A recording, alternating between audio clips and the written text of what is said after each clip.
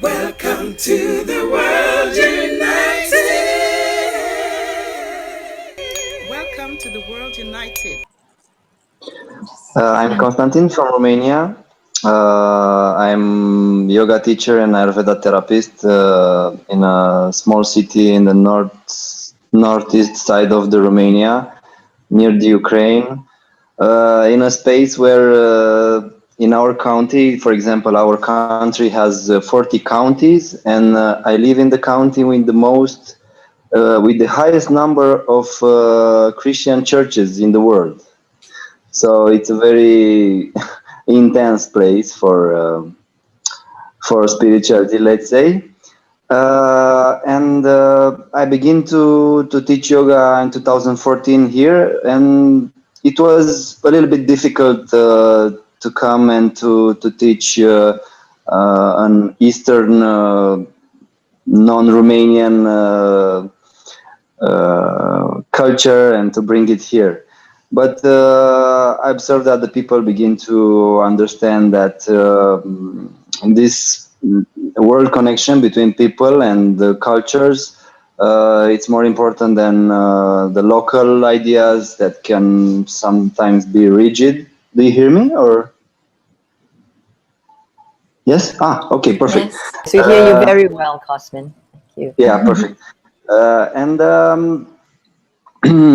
by time I with the practice, with the yoga practice, first time I begin with of course, with the physical practice, like Ashtanga yoga and Hatha yoga, and I passed through some breathing practices that are coming from different kind of lineages from the south of India, Sudha Dharma, Rash Yoga of Madras on the Sudha Dharma lineage. And also in my last 3 years, I began to discover with my teacher, Andrei Riel, Nidra Yoga, and I went a little bit more on the meditation. And I begin to study the Upanishads and Yoga Vasishta a little bit more. The today's subject is yoga and technology, and what I want to explore a little bit today on this subject is the connection between yoga and technology and how it is manifested, the ancient wisdom, in my case, the Indian, because this is my practice, and the technology, the nowadays technology. What I discovered during my practice and also my studying of different shastras and old books, that there the information is very codified. And that information that is very codified, like Rig Vedas, Upanishad, and many books that we can study today, they were written by an exploration. So it was the exploration, the insight, the experience, which was an inner experience, and also the observance of the outer experience, like the outer reality. And after that, the people begin to write it down on the paper, on the book.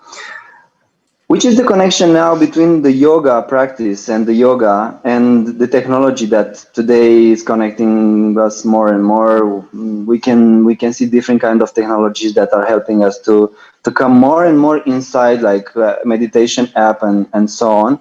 And which is the trick and which is the problem with the technology that, in my opinion, we have to be very careful. First of all, if we look a little bit how the technology is developed, it's developed in the same way like it was developed and written like a book like Rig Veda, for example, which is very codified. You can read Rig Veda for many years, but if you don't have a teacher, if you don't speak Sanskrit and so on, it will be very hard for you to understand something from that book. And also, when you look to a specific app or program, it's also very hard to find a connection between what you know and what is there written. So the technology and yoga, they are more connected in a way that they are not written, they are not programmed. We are not programming ourselves to practice through the practice or through the through the books or through the different kind of experiences. It's the same also with the technology, that it's, in my opinion, it is not something that is programmed. It's something that is coming from our own inner language, and it's a sort of, it's a, what I feel, it's a sort of deprogramming. We are deconstructing. We are translating something that is already there inside, or in this consciousness or conscious field that we are living. So what I discovered during, for example, studying Yoga Vashishta, it was that during the reading, like it was a reading like 2, 3, 4 pages, and after 3, 4 pages, something was unlocking. It was unlocked in my mind. It was a small insight. It was that something that it's unlocking the way of perceiving the reality, the inner reality and the outer reality. Also, it's the same that I've been observing during my. We are developing here in our yoga studio an app, and we are trying to do something to change something in this social media, specifically for this well-being industry. And what I observe in this area is that it's the same like when you are reading a good book and you have this unlocking insight. It's rarely is appearing something in the mind of the programmer. Very rarely is appearing something that is unlocking and is bringing something new. Usually we are copy pasting some parts of the codes and so on. Usually this is happening in the yoga practice. And usually we get too much attached to a practice. We practice too much that through the others' opinions, or we don't have we don't put any. We put too much filters in our practice and so on. So the connection between the yoga and technology has to be in a way that is flowing from this side of yoga, which is very natural, which is flowing all the time, and through the practice you can find this flow of information, this flow that is coming naturally through your senses, your mind, and so on. And also this has to be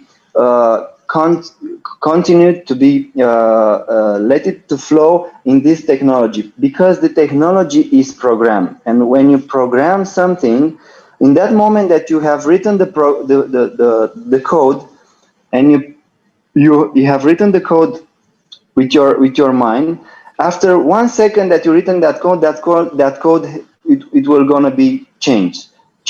So this is also with the practice. In the moment that you practice, for example, an asana, and you have a very a yoga practice that is very solid, and you feel very attached from that practice, you are programming something that is not renewing every time, is not flowing every time.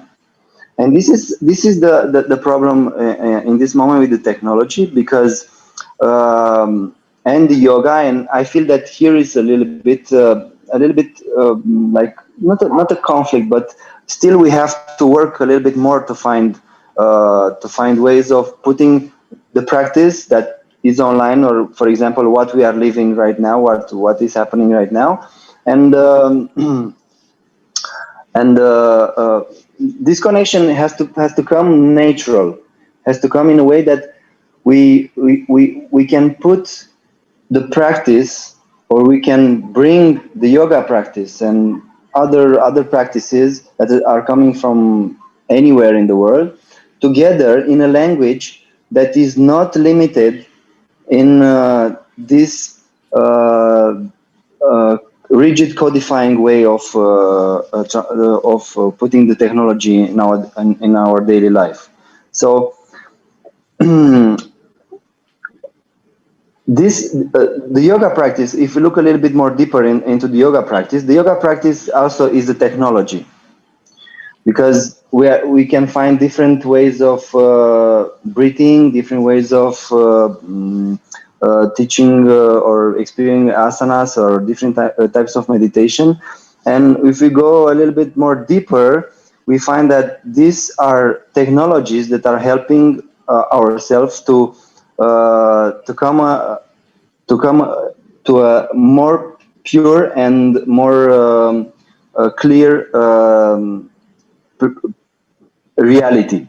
Like this reality, what is the conflict between yoga and technology is the conflict between the inner space that is developed through a lot of practices and like yoga practice, and also the outer space, which is represented by technology. So the connection between the technology and the yoga is happening right now. For example, what is happening right now with this World Parliament of Spirituality, and what is happening right now with us, is a way of experiencing the technology and our practices, which are very different but are going in the same point, and how these are emerging together, which cannot be something specific, something very fixed. It is something that is happening only through our experiences. We are building this right now through our experience. We are building this connection between the technology that we are using right now and the technology that we are using, each of us, through the practice or whatever we are doing in our daily lives, which was, in my opinion, very present in the time when the rishis and the yogis and the acharyas and teachers were developing, and they were writing or observing this information or these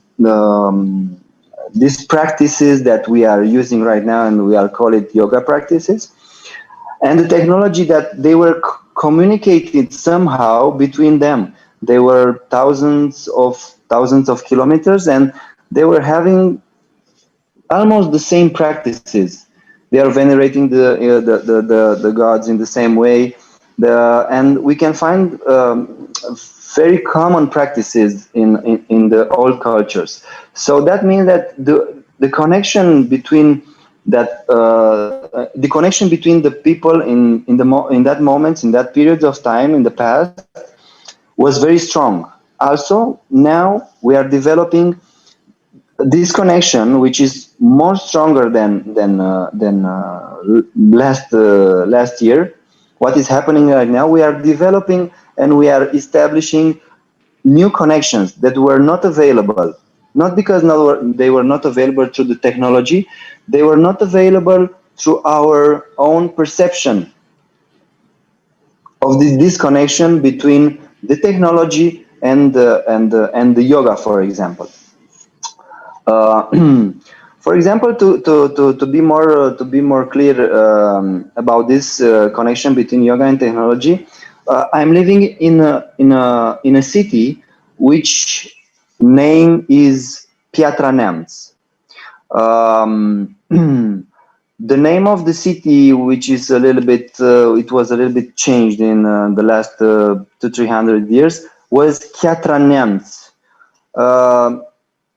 In my Sanskrit studies, I discovered that the last letters of the Sanskrit alphabet are Kshatranyam.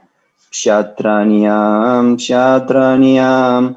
And I asked my teacher, look, my Sanskrit teacher, look, I am living in a city which, if is spelled correctly in the Moldavian language, not in the Romanian, because we have different regions with different accents and so on. If I spell my city name in the Moldavian, let's call it Moldavian, the name of my city is Piatra Neamț, and it looks very similar with the last part of the Sanskrit alphabet. And through discussion, we realized that we have a lot of Romanian words that are also found in the Sanskrit. For example, the sound om, which is om. In Romanian language, om means person, people. Look at that person means uite-te la acel om. Person means om.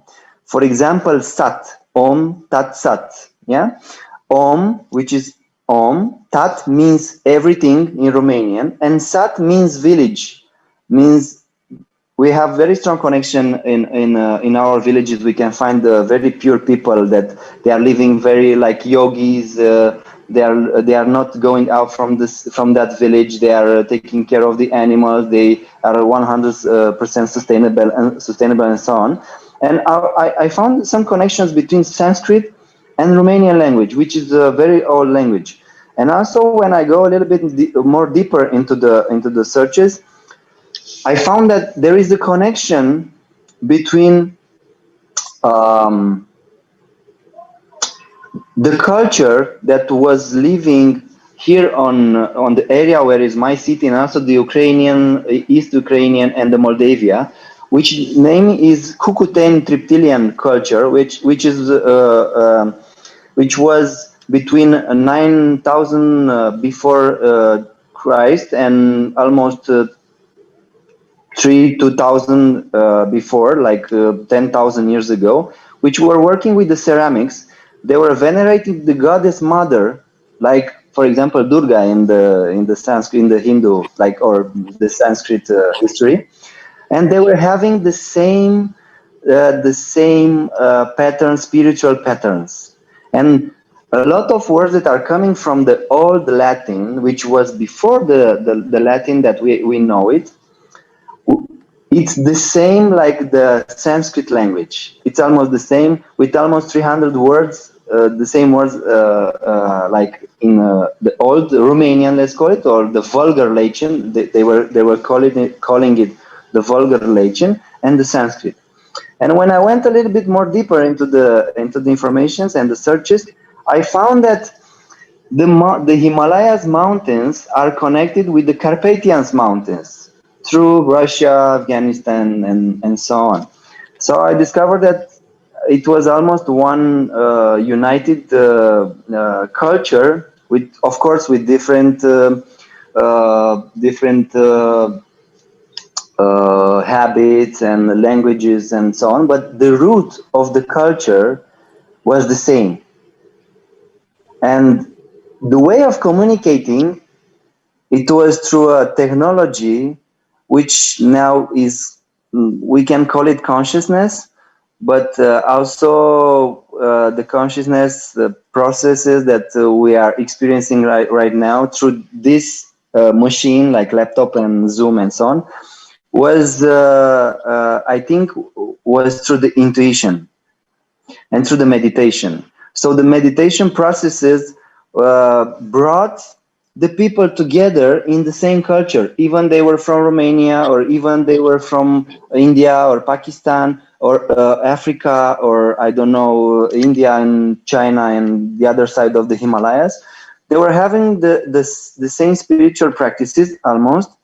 They were having the same care for the nature and the language, because they were observing a lot through the meditation practices and the spiritual practice. They were observing a lot, something from the inside and the outside.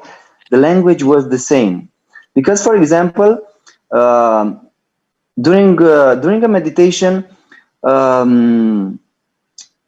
this is also from my personal practice, I observed that if you are in a forest, or if you are in a very silent place, you are in a meditative state, and something suddenly is happening. You hear a sound.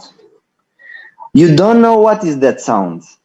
You don't know the name of the sound. You don't know where it is coming from. But that sound in the meditative state is giving you a sensation.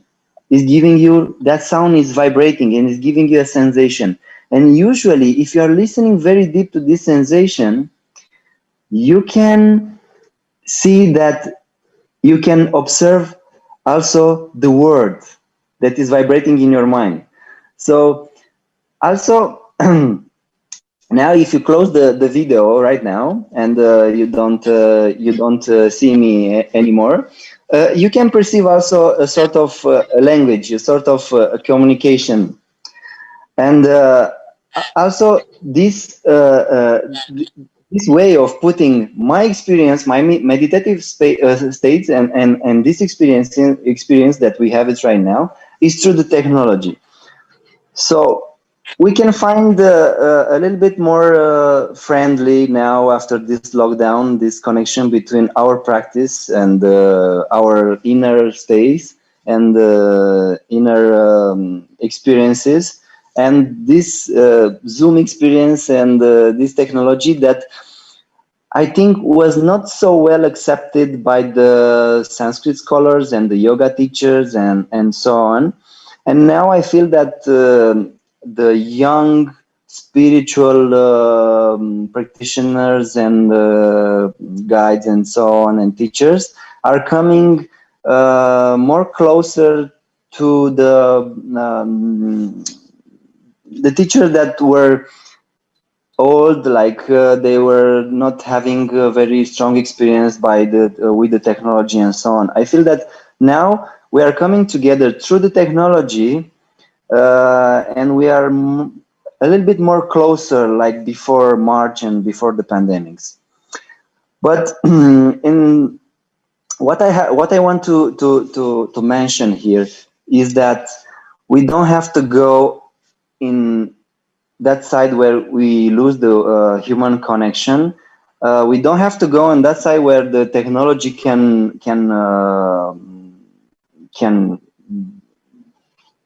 be the only way of connecting people. Also, we have to. I think we have to find a way of coming somewhere in the middle point, where technology and the human connection are real. We keep this connection real, and we keep this connection live, because it's a very, very big difference between something that is recorded and something that is live. When we are live together, we are in the same time moving the same experience. When it's something recorded, and this is the problem with the technology and the YouTube yoga classes, YouTube meditations, and recorded different recordings, like, I don't know, like a movie, for example, because the movie and the meditation was authentic, was live in a moment in the past, and in the moment that you are listening the meditation, it's not authentic anymore, and you are losing the connection with this natural and this flow, this natural process and this natural flow of the consciousness, which, in my opinion, has to be kept live, alive, and live. Thank you very much.